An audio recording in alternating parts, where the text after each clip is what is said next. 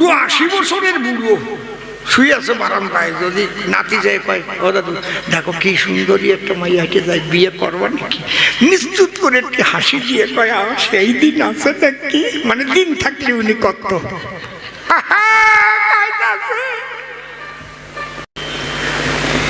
হঠাৎ একজন মদ খেয়ে পেছন দিয়ে আসতে উঠে আসছে স্টেজে, এসে আমার কাছে বলতেছে এই দুর্গা পূজার কালী পূজার সময়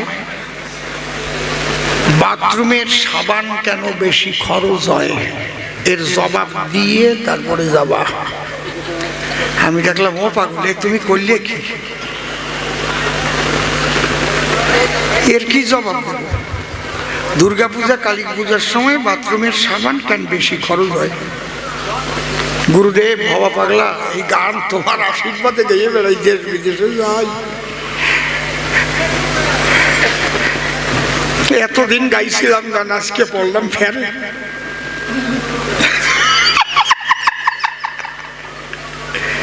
হঠাৎ গুরু কৃপা হয়ে গেল, তিনি জাগ্রত হলেন আমার জ্ঞানের ভিতরে।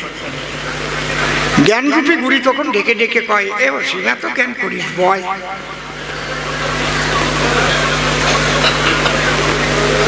ওই জায়গা কি হয়েছে? আমাকেই লোকজন আচ্ছা শোনো, থাক থাক সবাই দিও, আর তোমরাও তো দোকানের থেকে কেনাকাটা করে নিও, ওরাই বা দেবে কোন জায়গা থেকে?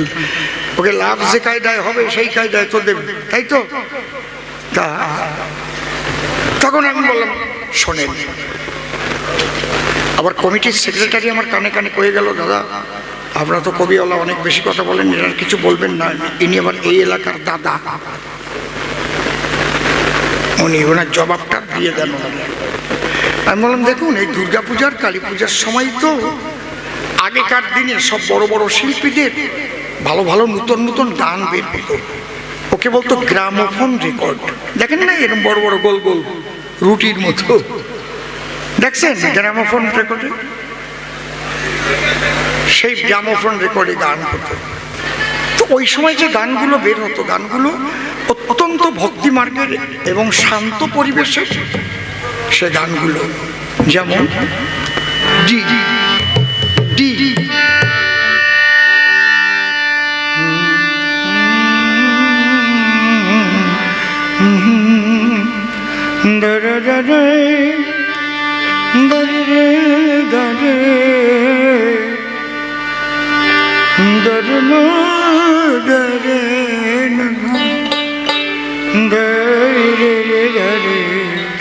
ছেড়ে দে, তুই ছেড়ে দে, পারিস না।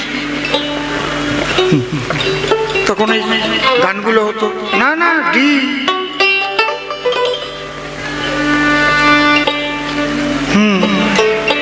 পর্দা লাগাই দিলি, কি সুন্দর একটা জায়গায় থাকলাম। ডি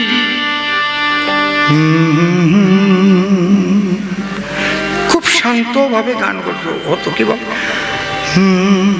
চাই না মাগো রাজা হতে, রাজা হবার সাধনায় মাগো, তাই যেন বেলা খেতে চাই না মাগো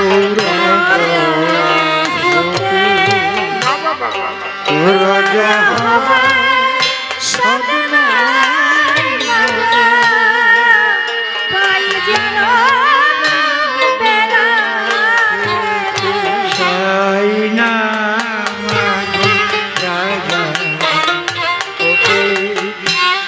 এইসব গান তখন বেরোতো না, আরো কত রকমের গান বেরোতো। হে মনিহার আমার নাহি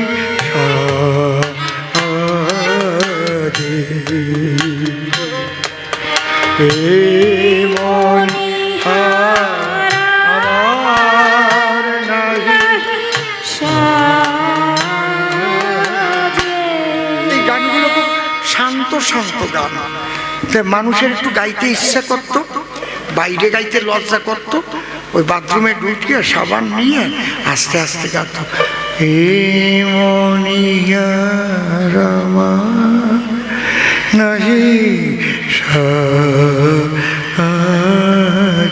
আস্তে আস্তে সাবান ক্ষয় হতো।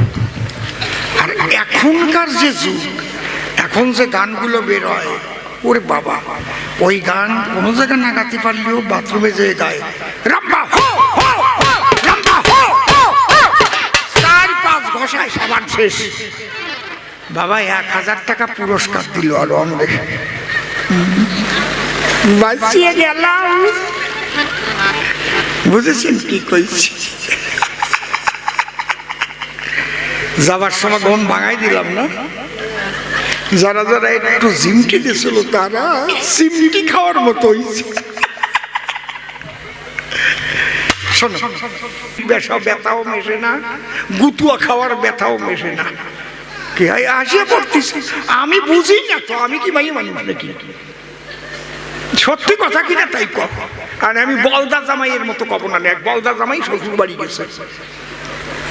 অনেক সময় আগেকার না, মাইয়ে বিয়ে দেওয়ার পরে অনেক শাশুড়ির আবার ছেলে মেয়ে হতো। আমি নিজেই দেখছি, মিথ্যে কথা না। কি হতো না? কি হতো না? মাইয়ে বিয়ে হয়ে গেছে, ছেলে বিয়ে হয়ে গেছে, তার তুইও দেখিসনি? মিথ্যে কথা কোনো, চোখ শুয়ে করছি এখন। তারপরে অনেক সময় শাশুড়ির ছেলে মেয়ে হতো। জামাই শ্বশুর বাড়ি গেছে, সবাই আসছে, শ্বশুর মশাই, শালা শালি, শাশুড়িরই পাচ্ছে না। মানে শালিদের কাছে জিজ্ঞেস করছে, মা কোন জায়গায়? কয় মার শরীরটা ভালো না। কি হয়েছে? উনি আগের থেকে কয় কি হয়েছে, উনি ঠিক পাইছে। কয় মার শরীরটা বেশি ভালো না। কি হয়েছে? কয় ব্যথা।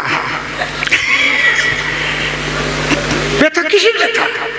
অমলের ব্যথা। আমার দ্বারা জিনটেক আছে, ওমেজ আছে, সেই ব্যথা না।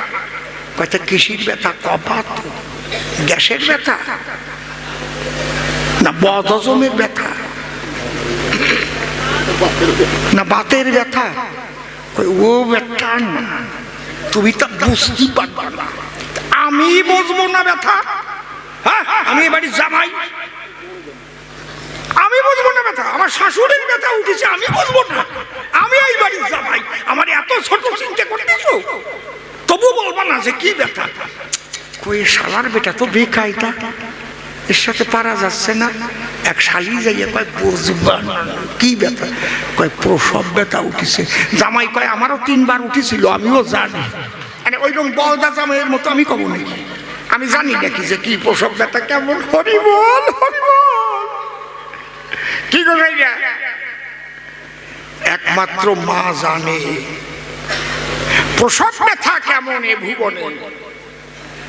কিন্তু সেই মায়ের সকল ব্যথা হয় নিরসন যখন দেখে সন্তানের বদন। সব ব্যথা ভুলে যায় সন্তানটা যখন কোলে দেয়। ঠিক না মা? ও হরে